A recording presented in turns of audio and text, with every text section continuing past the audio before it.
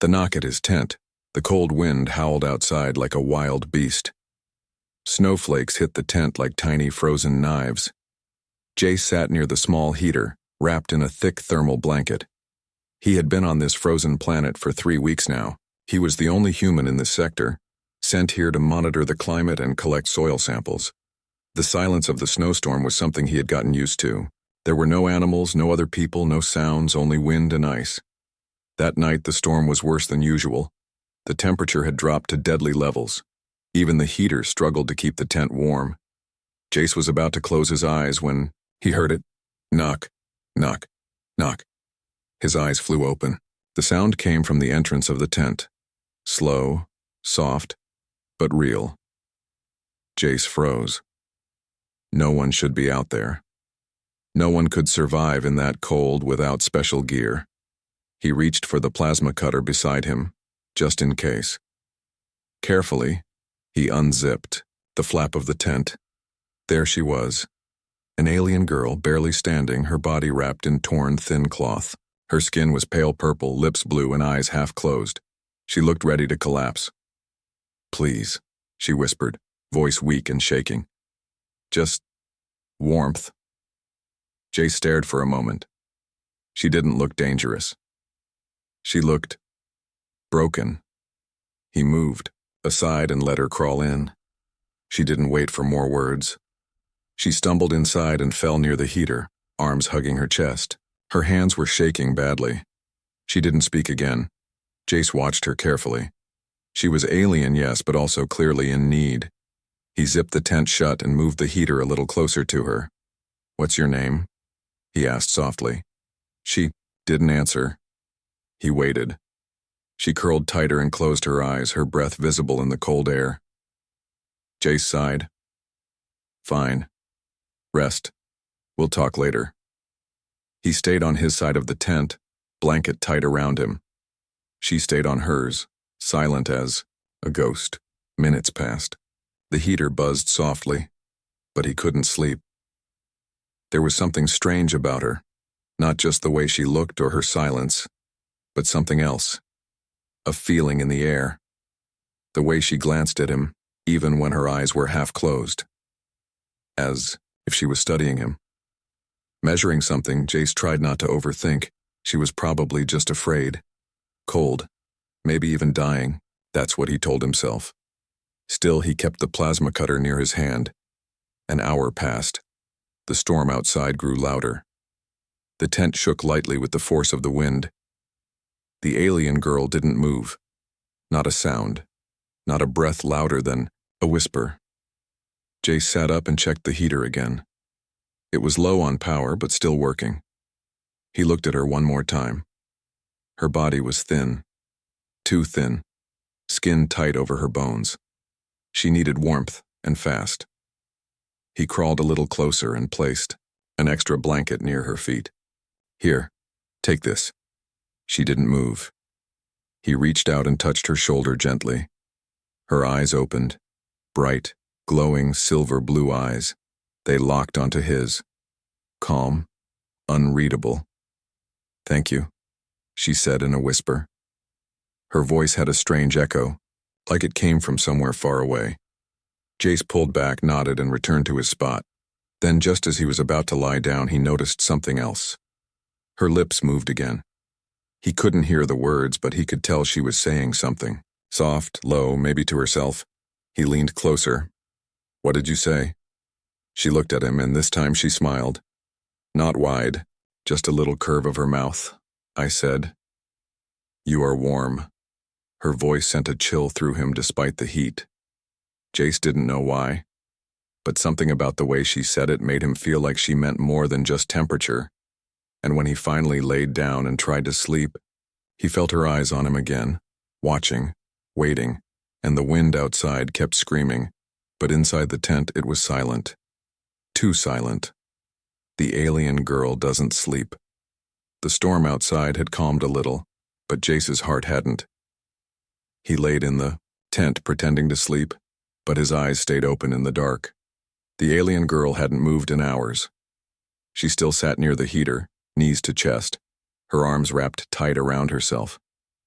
But Jace felt something strange. Something he couldn't name. Every few minutes he glanced over at her, and each time her eyes were open, watching. She didn't blink much, didn't speak, didn't even seem to breathe. Jace turned over, trying to shake the feeling. Maybe she was scared. Maybe she didn't trust him. After all, she was alone, injured, freezing. Still, he kept the plasma cutter near his side. Just in case. Time passed slowly. Jace's body finally began to drift into sleep. His muscles relaxed. His breathing slowed. But then, he felt it. Movement. Soft. Careful. He opened his eyes. She was no longer across the tent. She was right in front of him, just inches away. Kneeling, watching his face. Jace's heart jumped. He didn't move, didn't speak. Her head tilted slightly, like she was listening to something inside his body. Her hand reached out, stopping just above his chest. Not touching. Hovering. "What are you doing?" Jace whispered, her eyes locked onto his. "You're awake," she said. Not surprised, not afraid. She pulled her hand back and crawled away, returning to her spot near the heater without another word. Jace sat up, confused. "Why were you so close?" "I don't sleep," she said quietly. "Why not?" "Sleep is dangerous." "For who?" he asked. She didn't answer. The heater buzzed, casting a faint orange glow on her face. She looked calm again. Her eyes stared into the heat like it was telling her secrets. Jace didn't know what to do. This wasn't normal. She wasn't normal. "What's your name?" He tried again. She turned to him. "My kind do not have names, but you may call me what you wish." He thought for a moment. "Lyra. That name fits." She blinked slowly. "Lyra," she repeated. "Yes. That sounds like light." Jace leaned back, eyes never leaving her. "What happened to you?" he asked. "Why are you out here, in this cold?" "I was left behind." "By who?" "My own." Those two words carried pain. Heavy. Buried deep. Jace didn't press. Not yet. Instead, he asked, "Are you injured?" She shook her head. "Not on the outside." The tent went quiet again. Suddenly, the heater made a loud crackling noise and the lights dimmed. Jace got up fast and checked the power core. The readings were off. Something was draining energy faster than normal. He looked at Lyra. She was sitting very still, but her hands were pressed flat on the floor near the heater. "Are you doing something?" he asked. She looked up. "Your heat source is slow. I needed more." "You're draining it?" "Borrowing." Jace backed away slowly. "That thing keeps us alive. You can't take more."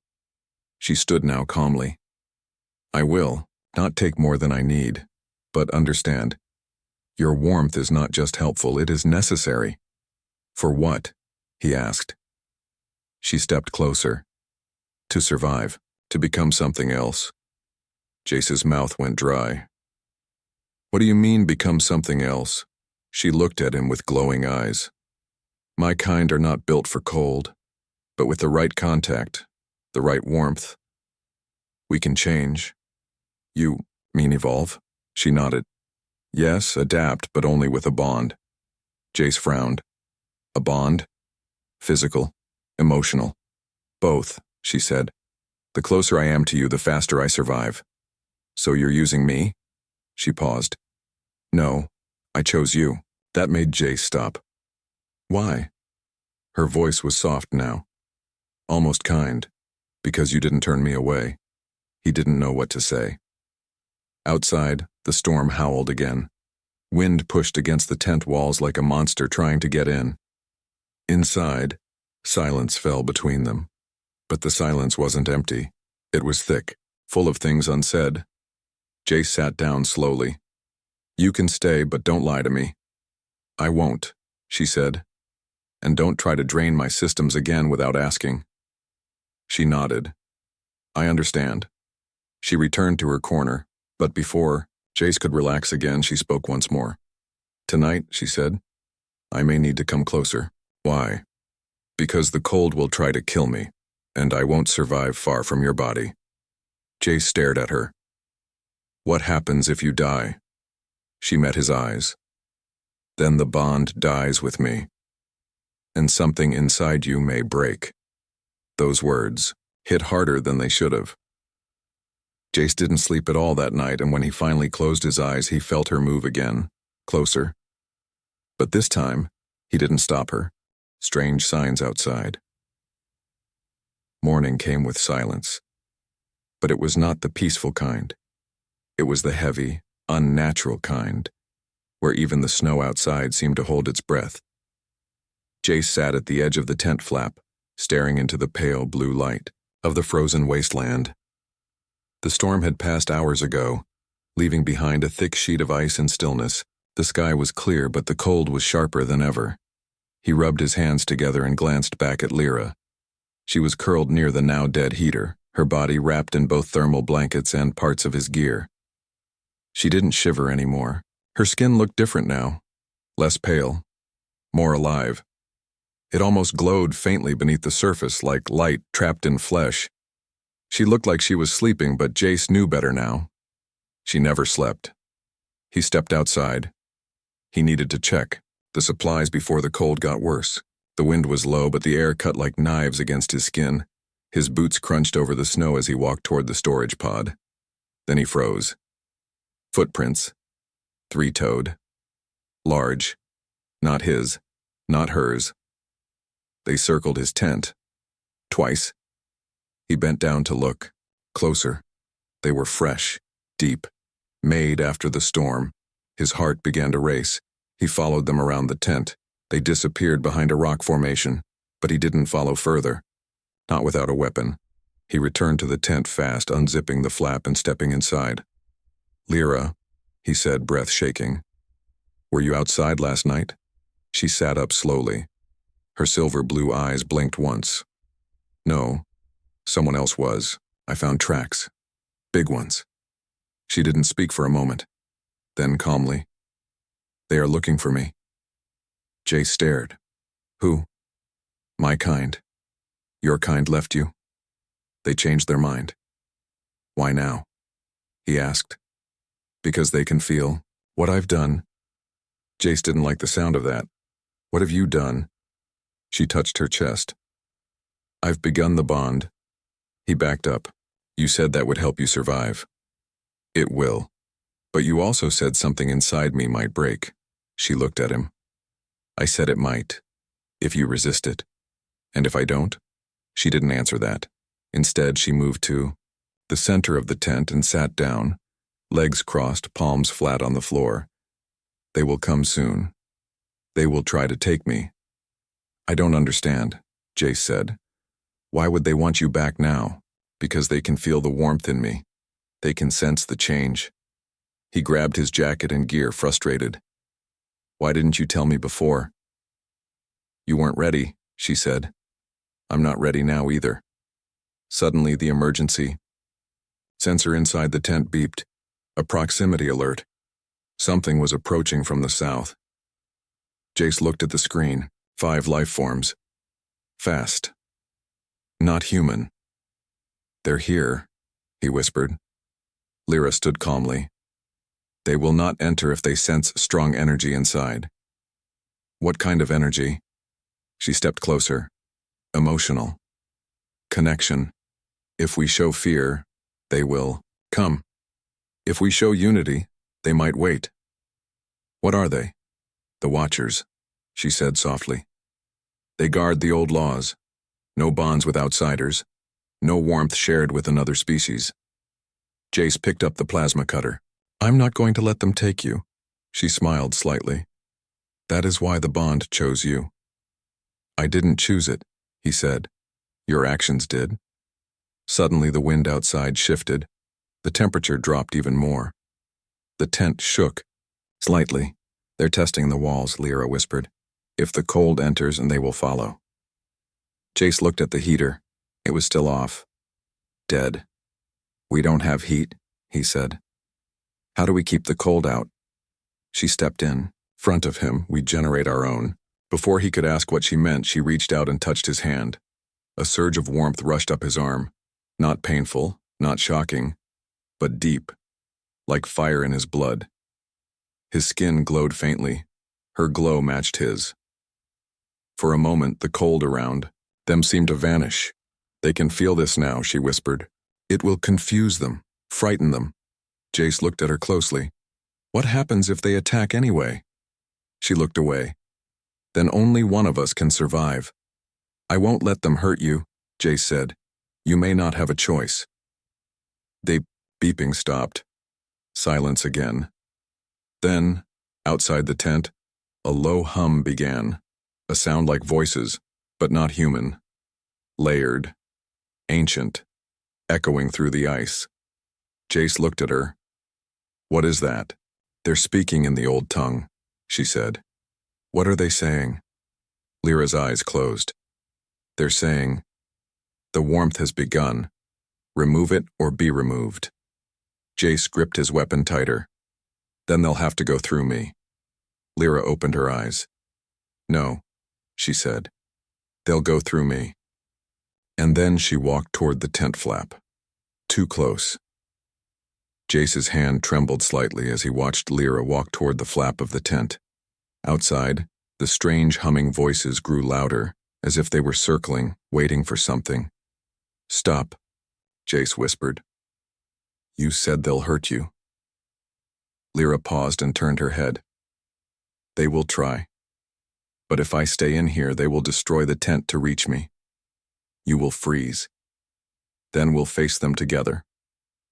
She looked at him for a long moment. The glow in her eyes dimmed like a fading fire. "No," she said softly. "They will not hurt you, not yet, but they fear what I carry now." "What do you carry?" Jace asked. Lyra placed her hand over her chest. "Your warmth, your energy, your life thread." "What does that even mean?" He stepped forward, voice rising. "I let you stay to help, not to take something from me." "You didn't just help," she said, voice calm. "You accepted. You bonded. And now, what lives in me reflects you." Jace felt a deep cold press against the tent, while frost began to form at the seams. The humming outside twisted into sharp echoing clicks. "They're angry," she said. "They know it's too late to stop it." Jace grabbed her arm. "Don't go out there alone." She placed her other hand on his. Her skin was warmer than ever, almost burning now. "Jace," she said softly, "do you remember your dreams?" His brow furrowed. "What?" "The last 2 nights. You saw things, didn't you? Places you've never been. People you've never met." Jace's eyes widened. He had. He'd seen red skies, tall trees made of crystal, cities floating in space. He thought they were just dreams. "Those weren't just dreams," she said. "They were memories. Mine." He stepped back. "How is that possible?" "Because our minds are linked now. And soon, your pain will become mine. And mine will become yours." He felt dizzy. Then the tent suddenly filled with a strange light. Not from outside, but from her. Lyra's body began to glow. Her veins pulsed with soft golden light, like they carried fire instead of blood. Jace gasped. "What's happening to you?" She looked at him, eyes glowing fully now. "The change," she said. "I held it back, but your warmth, it triggered the final stage." Then her voice changed, deeper, layered, like more than one voice speaking at once. "They are watching. They see what I'm becoming, and they fear it." Jace stepped in front of her.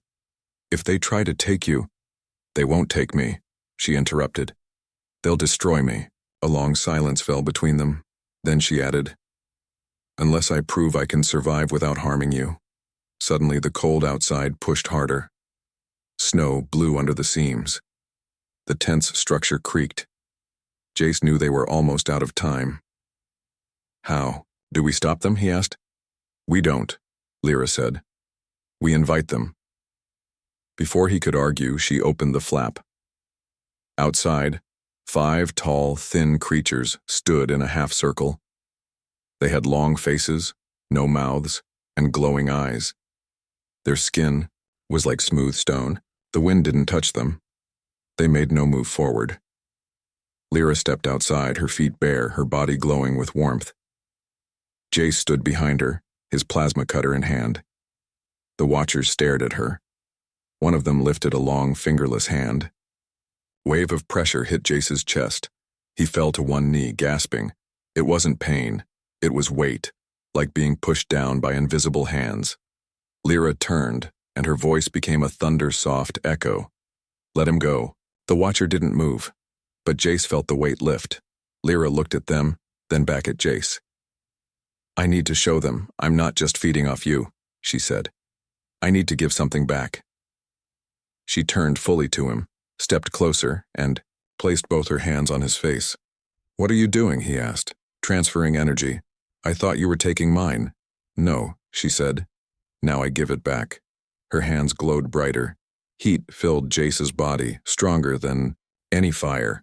But it wasn't just warmth, it was calm, peace, understanding. He felt her memories flood through him. Her loneliness, her exile, her desperation to feel something other than cold. And then, he felt her pain. They had left her behind, not because she was weak, but because she had shown mercy to a dying enemy, something her kind saw as betrayal. And now she was giving him everything she had left, her energy, her essence. The Watchers stepped forward suddenly, their bodies lighting with symbols. Jace stood up, blinking in the brightness. What are they doing? He asked. Judging, she said. They see we share something real. The Watchers lowered their arms, then, without a sound, they vanished into the snow. Jace couldn't speak. The cold faded completely. Lyra swayed, then collapsed into his arms. Lyra. Her eyes fluttered open. Don't worry, she whispered. It's just too close. The bond pulled too hard. Are you okay? He asked, voice shaking. She looked up at him. I am now. And for the first time, he believed her. The heat transfer. The storm was gone. The Watchers were gone. But something strange remained in the air. Not wind, not snow.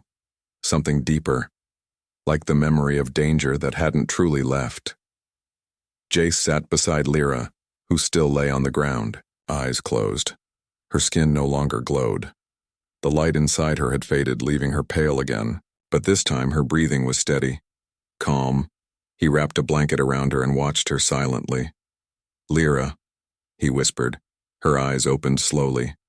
No glow now, only quiet silver. You saved me, she said. I think you saved me first, he replied. They didn't speak after that. Not for a long time. Not until the wind rose again. Not with a storm, but with a whisper. The tent lights flickered. Jace checked the power core. The readings were strange. Energy levels had dropped overnight. Again. But not from the heater. From him. He stared at the screen, then at Lyra. Did you do something to me? He asked. She sat up slowly. Yes. What did you take? Not take, she said softly. Share. Explain it to me, please. I need the truth. She looked down at her hands. They still shook slightly. When the Watchers came, I needed to prove I could survive without draining life from you. So I forced the bond to shift. Shift? I gave part of my core back to you. It's an old method, rare, dangerous. Why dangerous? Because now, you carry me inside you. Jace's chest tightened. What does that mean exactly? Lyra looked up. Her eyes were filled with something new. Fear. You're changing. He backed away a step. How? Not in body. Not yet. But in mind. In energy. My thoughts will begin to mix with yours. You'll feel emotions that aren't yours. Hear echoes of me. And maybe see things. Jace's voice cracked. You should have warned me. There wasn't time, she said. If I didn't act, they would have taken both of us. He turned away, heart pounding. You said I might break. I said you might. But now we're connected. Stronger. I didn't ask for this, Lyra. You didn't need to, she said quietly. Your actions spoke louder. The tent lights flickered again. This time the power dropped to 0. Darkness filled the space. Jace turned on his wrist lamp and checked the heater. Offline. Backup battery. Drained. We've lost all power, he muttered. They did that, Lyra whispered. Before they left, they weakened the zone. Why? To test us. To see if we could survive without their mercy. Jace looked out the tent window. The cold outside was rising fast. He turned back to her. We need heat, now. She reached for his hand. Then we do it again, willingly this time. Jace hesitated. I don't know if I can take more. You won't have to, she said. This time, I'll balance it. He sat beside her. She placed both hands on his chest and closed her eyes. Heat surged between them again, but slower this time. Steady. Controlled. Jace felt her thoughts, her fears, her memories. He saw flashes of her childhood. Training, in silence, punished for speaking kindness, punished for touching anyone outside her kind. He saw the moment they abandoned her, alone on the frozen plains, told that mercy was weakness and weakness must die. Jace's body trembled, but not from cold, from the weight of her pain now mixing with his own. His breath quickened. And then, warmth. True warmth. Not just fire, but safety. Connection. Understanding. He opened his eyes, her forehead rested against his, her voice was inside him now, not in words, but in feeling. You feel me? She whispered. Yes, he breathed. I feel everything. She pulled back slowly. Her glow returned, brighter than ever before. But now, Jace glowed too. Not as strong, but real. You're adapting, she said. Faster than I thought. He looked at his hands. They shimmered faintly. What happens if I adapt fully? She looked serious now. Then the bond becomes permanent. Jace paused. Is that bad? Not for me, she said. But for you, you'll never be fully human again. A deep silence filled the tent. Only their breathing could be heard. Jace stared at the heater. Still dead, but he didn't feel cold anymore. And if I choose to stop this? He asked. She looked down. Then I'll die. Her voice broke. Not right away, she added. But slowly, because I can't go back now. My kind won't accept me. And I can't survive without the warmth we've already shared. Jace stood up, walked to the tent flap, looked out into the frozen land. White snow stretched forever. No signs of life. No help. Only silence. He turned back to her. She looked small. Tired. Waiting. You should have told me from the beginning. He said. I was afraid, she replied. Of what? That you would shut the flap. That you'd leave me outside like they did. He walked back to her, sat down again, and for the first time, took her hand without fear. We survive together now, he said. And outside the tent, the snow stopped, falling, trapped in the cold. The temperature dropped faster than Jace had ever seen before. The outside screen stopped working an hour ago. The tent's backup power failed. The heater was dead. The food reserves were turning solid, and the inside of the tent was already covered in thin frost. But Jace wasn't cold yet, not because of equipment, but because of Lyra. She sat close, but not touching, her eyes glowing softly, her breath slow and steady. The heat coming from her body warmed the air around them, but Jace could see it was taking a toll on her. Her skin looked thinner, her movements slower, and every breath she took seemed harder than the last. How much longer can you keep this up? He asked, voice low. She didn't answer right away. Then quietly she said, Not long. Maybe an hour. Then we need to come up with something fast. The ship that dropped you here, she said.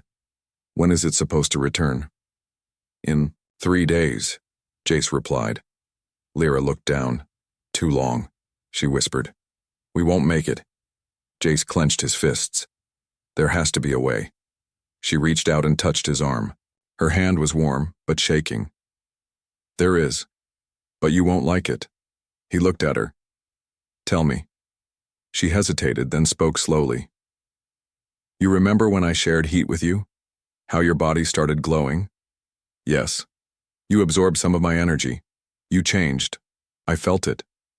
But there's something else. If I transfer everything I have, everything, your body will adapt. It will create its own heat. More than enough for one person. Jace blinked. Wait. You want to give me all of it? What about you? I will go into stasis, she said. A deep rest. No breath, no thoughts. I won't die, but I won't be awake either. He shook his head. And what if I mess it up? What if I can't bring you back? You can, she said. Once your warmth is strong enough, just hold me again. The bond will guide you. No. There has to be another way. There isn't, she said. I've done the calculations, in my head. We'll both freeze by morning unless one of us carries the heat. Then we'll take turns. Jace, she said gently, your body isn't ready for that. If you drop even once while I'm asleep, I won't wake up.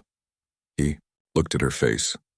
Calm, steady, brave. But her hands told the truth. They trembled without pause. You're already fading, he whispered.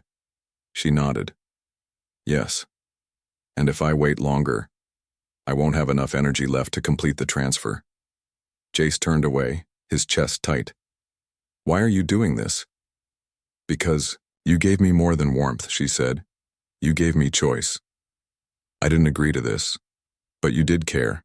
And for someone like me, that's the rarest thing in the universe. He clenched his jaw. What if this changes me forever? Then you will become more than human, she said. But not less. Jace looked at the heater. Still lifeless. No help there? The tent was getting colder.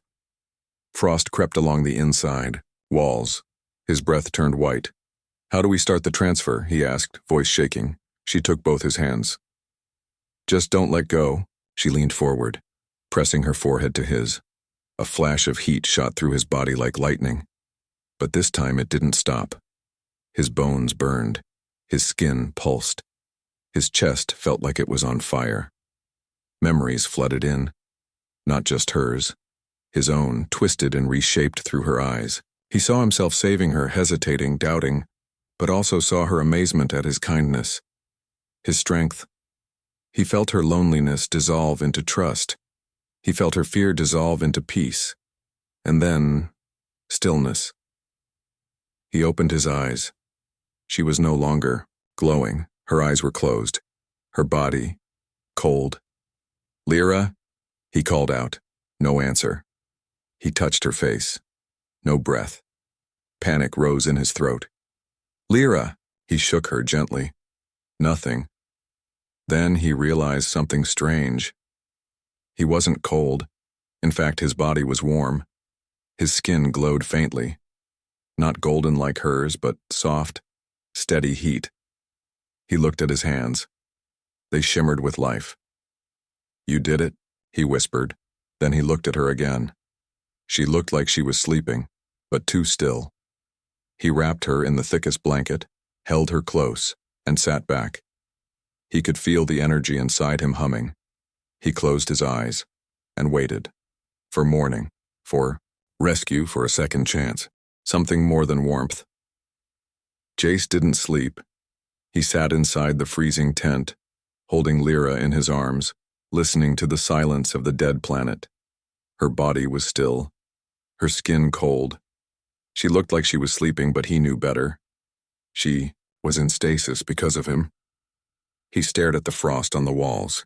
The ice was thicker now, sharp, creeping inward like claws. But the cold didn't touch him. His body burned softly from the inside. He was the heat now. Her heat. The transfer had worked. But at what cost? He looked down at her. Her face was peaceful, like she trusted him completely. like she wasn't afraid to vanish if it meant saving him.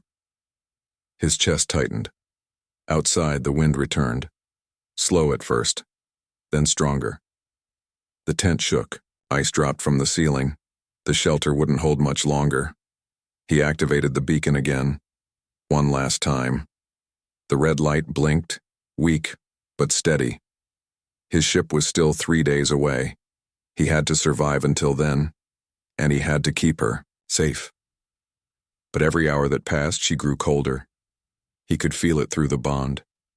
Even now, deep inside, a tiny thread of energy still connected them. He could feel the quiet space where her mind once spoke. Now, it was silence, waiting, and, he knew, if that silence lasted too long, it would never speak again. "Don't you dare fade," he whispered. "Not after all this." He touched her cheek gently. His glow flickered brighter. A thought hit him. If he could feel the bond, could he feed it? He sat up, pulled her closer, and pressed his forehead to hers, like she had done so many times before. He closed his eyes, focused. His memories began to move. Images of her voice, her eyes, her warmth beside him. Then, his own memories, his childhood, his fears, his moments of failure, of hope, of survival. He pushed them into her, not words but feelings, the same way she had once entered his mind. He poured everything into her. Minutes passed. The tent got colder. His body dimmed. Then, a flicker. So faint, he almost missed it, a tiny glow under her skin. "Come on," he whispered. "Stay with me." His heart beat faster. The bond pulsed again. Then, her lips parted. Just a breath, then stillness. Jace waited. He was shaking now. His energy was draining fast, too fast. His fingers began to go numb. But then, her hand moved, slightly, just one finger. He leaned in, breath caught. Her eyes opened, slowly, glowing again, soft, silver blue. "You're still here," she whispered. He laughed, half relief, half tears. "You came back." She looked at him confused. "You gave me something." "Memories," he said. "Mine, to guide you home." She sat up slowly. "It was warm." "You told me once that I gave you warmth," he said. "But this was more than that." Her hand reached for his. She looked at him, studying his face. "You're not the same anymore," she said. "No," he said, "I'm not."